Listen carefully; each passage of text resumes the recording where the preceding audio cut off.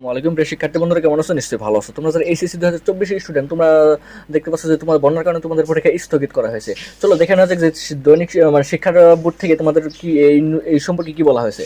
সেখানে বলা হয়েছে যে বন্যা কবলিত এলাকায় পরীক্ষা স্থগিত থাকবে। শিক্ষামন্ত্রী বলেছে, সেটি রিপোর্টটি করেছে 5 জুন 2024, মানে আজকের রিপোর্ট।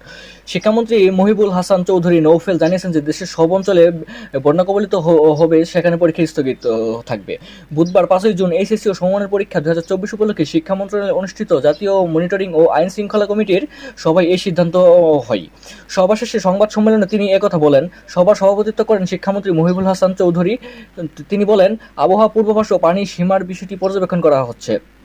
যে অঞ্চলে বন্যা ছাড়া শুধুমাত্র সেখানে পরীক্ষা নেওয়া হবে না, পরিস্থিতি স্বাভাবিক হলে সেখানে পরীক্ষা নেওয়া হবে। এবছর মোট পরীক্ষার্থীর সংখ্যা 14,50,790 জন। এর মধ্যে 7,50,281 জন শিক্ষার্থী, ছাত্র এবং ছাত্রী 7,05,9 জন। গত বছরের তুলনায় এবার পরিস্থিতি বেড়েছে 91,000। সো এখানে বলা হয়েছে যে যেসব এলাকায় বন্যা হবে সেসব এলাকায় শুধু পরীক্ষা স্থগিত থাকবে, বাকি বোর্ডগুলোতে পরীক্ষা অনুষ্ঠিত হবে। ধন্যবাদ।